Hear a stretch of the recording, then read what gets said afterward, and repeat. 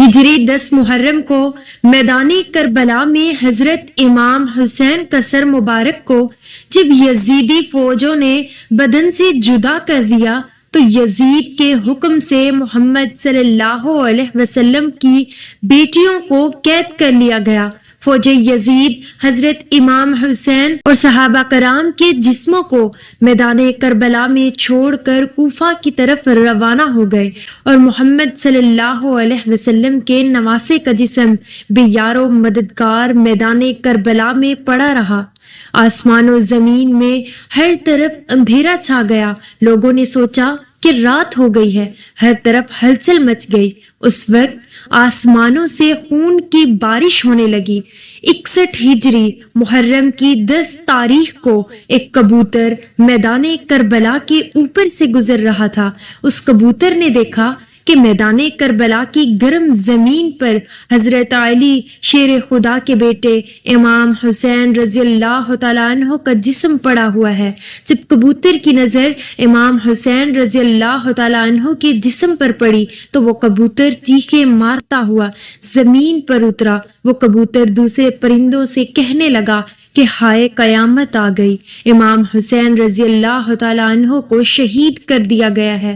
آل محمد کا خون میدان کربلا کی زمین پر بکھرا پڑا ہے۔ جب اس کبوتر نے اپنے ساتھیوں کو بتایا تو اس طرح بہت سے کبوتر میدان کربلا میں آ کر ادھر ادھر اڑنے لگے۔ وہ کبوتر غم حسین میں رونے لگے۔ اس سفید کبوتر نے اپنے جسم کو امام حسین کے خون سے تر کر لیا۔ وہ خون سے تر جسم کو لے کر مدینہ کی طرف اڑ گیا۔ کبوتر حضرت محمد مصطفیٰ صلی اللہ علیہ وسلم کے روضے مبارک کے ارد گرد چکر کاٹنے لگا۔ اس کبوتر کے جسم سے خون کے قطرے گر رہے تھے۔ مدینہ کے لوگوں نے جب کبوتر کے جسم کو خون سے تر دیکھا تو وہ بہت ہی حیران ہو کر ایک دوسرے سے باتیں کرنے لگے۔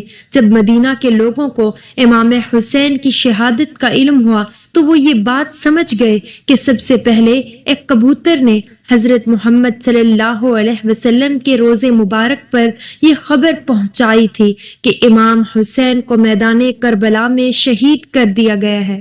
تاریخی کتابوں میں یہ واقعہ مستند حوالوں سے درج ہے کہ مدینہ کے قریب ایک گاؤں میں ایک سیام نامی یہودی تھا۔ اس کی ایک حسین و جمیل لڑکی تھی۔ اچانک اس لڑکی کی طبیعت خراب ہو گئی۔ اس لڑکی کی آنکھیں اندھی ہوئی، ہاتھوں نے کام کرنا چھوڑ دیا۔ جو کوئی بھی اس لڑکی کو دیکھتا تو وہ اس کے پاس جانے سے ڈر جاتا۔ جب اس بات کا علم یہودی کو ہوا کہ سب لوگ اس کی لڑکی سے نفرت کرتے ہیں تو وہ یہودی تنگ آ کر اس گاؤں سے نکل گیا۔ گاؤں سے دور جا کر یہودی ایک باغ میں رہائش پذیر ہو گیا۔ وہ یہودی سارا دن روزی کمانے کے لیے کام کرتا اور رات کو اس باغ میں اپنی بیٹی کے پاس چلا جاتا تھا۔ ایک دن یہودی اپنے کام میں بہت مصروف تھا کہ وہ رات کو وقت پر اپنی بیٹی کے پاس نہ جا سکا۔ جب لڑکی کا باپ کافی لیٹ ہو گیا تو لڑکی اپنے باپ کو تلاش کرتی ہوئی ایک درخت کے نیچے پہنچ گئی۔ اس لڑکی نے ساری رات اس درخت کے نیچے ہی گزار دی تھی۔ اس لڑکی نے سنا کہ ساتھ والے درخت سے ایک پرندے کے رونے کی آواز آ رہی ہے۔ اس پرندے کی آواز میں بہت ہی درد تھا کہ اس لڑکی سے رہا نہ گیا کہ وہ لڑکی بھی اس درخت کے نیچے جا پہنچی۔ لڑکی درخت کے نیچے جا کر بیٹھ گئی۔ لڑکی نے اپنا چہرہ اوپر پرندے کی طرف کیا تو اس کبوتر کے پروں سے ایک خون کا قطرہ اس لڑکی کی دائیں آنکھ میں پڑ گیا۔ اس خون کا قطرہ اس لڑکی کی آنکھ پر پڑنا ہی تھا کہ اس لڑکی کی آنکھ امام حسین کے خون کی برکت سے اس کی بینائی واپس لوٹ آئی۔ لڑکی کو اپنی دائیں آنکھ سے نظر آنے لگ گیا۔ پھر ایک خون کا قطرہ اس لڑکی کی بائیں آنکھ میں گرا تو وہ آنکھ بھی ٹھیک ہو گئی۔ خون کی برکت سے اس کی دونوں آنکھیں ٹھیک ہو گئی۔ جب لڑکی کی دونوں آنکھیں ٹھیک ہو گئی تو لڑکی نے اوپر درخت کی طرف دیکھا کہ ایک سفید کبوتر درخت کی شاخوں پر بیٹھا ہوا ہے۔ لڑکی اس کبوتر کی طرف دیکھ ہی رہی تھی کہ کچھ خون کے قطرے اس لڑکی کے جسم پر اور گر گئے۔ امام حسین کے خون کی برکت سے اس لڑکی کی تمام جسمانی بیماریاں جڑ سے ہی ختم ہو گئی تھی۔ اس لڑکی کو دیکھ کر ایسا لگتا تھا کہ جیسے اس کو کبھی بیماری ہوئی ہی نہیں تھی۔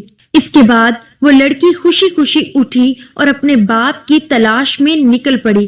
وہ لڑکی باغ سے باہر نکلی ہی تھی کہ یہودی بھی اس باغ کے قریب آ گیا۔ یہودی سے اپنی بیٹی نہ پہچانی گئی۔ اس لڑکی کو یہودی نے اجنبی سمجھا۔ یہودی نے اس لڑکی سے پوچھا کہ اے لڑکی، تو اس باغ میں تنہا کیا کر رہی ہے؟